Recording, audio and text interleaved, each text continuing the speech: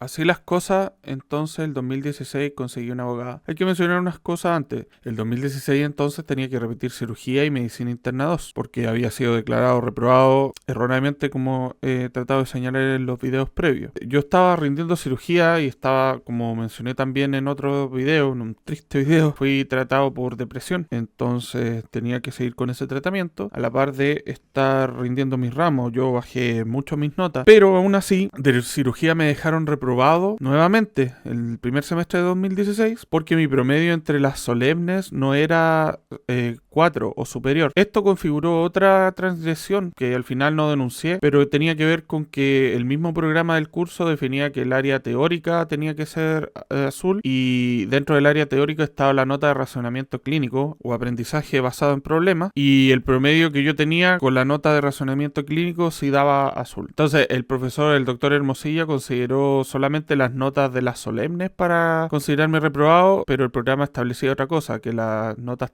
teóricas debían ser azules y mis notas teóricas, incluyendo las de razonamiento clínico, como definía el mismo programa, sí eran azules. Y aún así me dejaron reprobado. Pero esto no lo incluí ni en la demanda ni en un reclamo posterior, porque iba a clase, pero estaba muy mal, me sentía mal, estaba triste, etcétera, etcétera. Al final del segundo semestre entonces tuve que rendir nuevamente cirugía y ahí sí lo pasé. Y el primer semestre de 2017 rendir medicina interna 2, que también lo pasé ahí. Pero solo quiero mencionar eso para que entiendan que las transgresiones reglamentarias continuaron. Así las cosas, en agosto entonces del 2016 conseguí una abogada, con ella presenté la carta que mencioné al final del video pasado, y con ella también, cuando ya obtuvimos respuesta, ella preparó una demanda. El problema con esta abogada era una persona que tenía más o menos mi edad, creo que era un par de años más que yo. Nos conocimos entonces desde agosto, yo le pagué lo que ella me dijo que él tenía que pagarle, qué sé yo, y en enero del 2017, el 25 de enero para ser exactos, ella presentó una demanda, y el 31 incorporó una serie de documentos que no eran todos los documentos de la causa, ni lo que he señalado en los videos anteriores, sino que más que nada reglamento y la pauta del examen oral de medicina interna 2. ¿Por qué? Porque la intención, la estrategia de la abogada era que nosotros presentáramos esta evidencia y obtener un pronunciamiento de la universidad. Pero antes de entrar en detalle de lo que pasó con esta abogada y de lo que fue la demanda, hay que más o menos hablar someramente, y yo no soy abogado, pero de la estructura que tienen los juicios. Y eso es lo que voy a tratar de explicar un poco, porque hay distintas partes, hay distintas etapas que se tienen que ir como cumpliendo para llegar a una sentencia al final. Entonces lo primero que tenemos que hacer, nuevamente yo no quiero que tomen esto como que fuera la verdad revelada, esta es una explicación somera que estoy dando para este video para que se entienda más o menos, pero hay que entender primero que hay una diferencia entre dos grandes grupos del derecho, que son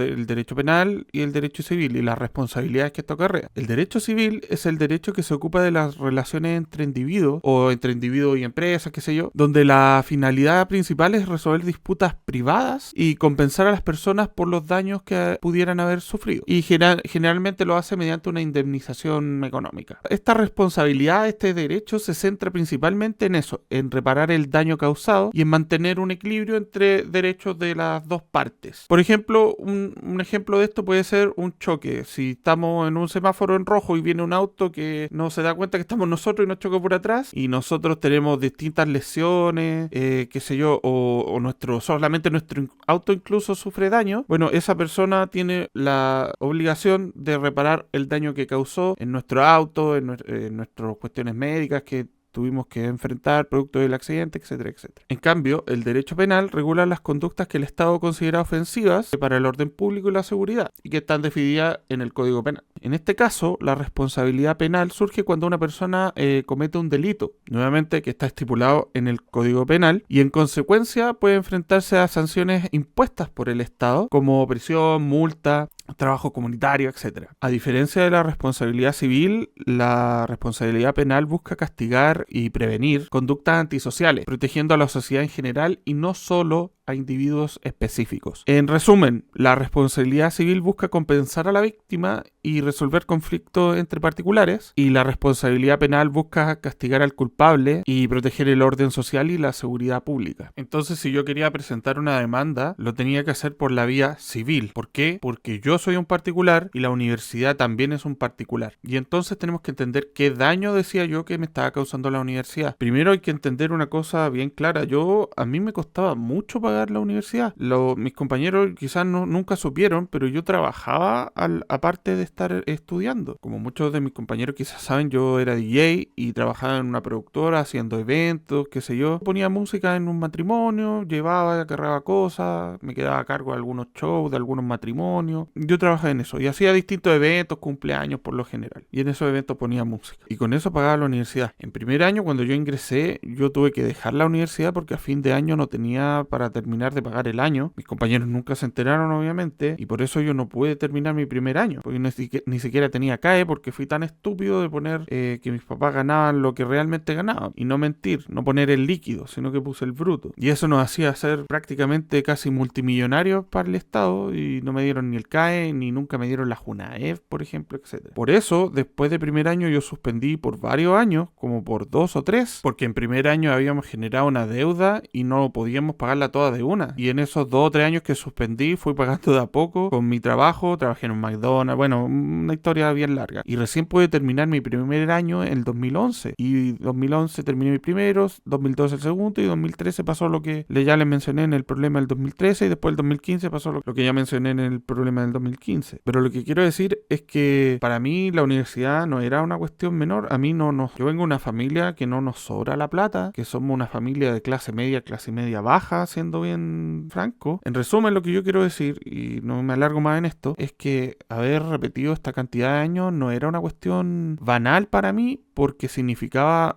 continuar pagando una universidad que era fruto del esfuerzo de mi mamá y mío. Entonces me resultaba sumamente injusto, al margen de las cuestiones personales que señalé en un video pasado, de que estaba sufriendo y las cuestiones de salud mental que me ocasionaron los problemas del 2015, sino que además me estaban haciendo repetir 2 años por el problema del 2013 y por los problemas del 2015, que eran injustificados, y eran 2 años, y 2 años para mí eran, como mencioné, entre 12 millones de pesos. 12 millones de pesos es el sueldo de mis 2 papás juntos casi por 3 o 2 años. Entonces, para mí era una desproporción gigantesca en lo que me estaban ocasionando. Y ante esto hay que establecer que el contrato de prestación de servicio educacional, el que uno firma cuando se matricula, en su artículo 3º, consagraba los derechos adquiridos en virtud de los reglamentos vigentes. ¿Y qué decían los reglamentos vigentes? Bueno, como vimos en un video pasado, el reglamento general establecía que los derechos de los estudiantes se iban a establecer en el reglamento respectivo, que era el reglamento del estudiante de pregrado, y el reglamento del estudiante de pregrado, en su artículo 2, establecía cuáles eran los derechos de los estudiantes, y en específico señalaba, en su letra A, que era un derecho de los estudiantes recibir una enseñanza acorde con lo establecido en los planes de estudios de la carrera que se cursa. Y luego, en el título 5, artículo 9 del mismo reglamento del estudiante de pregrado, de los 2 años del 2013-2015 estoy hablando, establecía que los planes de estudios eran la distribución progresiva en años o semestres de las actividades curriculares que culminan en un título profesional y o grado académico. Por tanto, cuando la universidad estaba interrumpiendo artificialmente o erróneamente,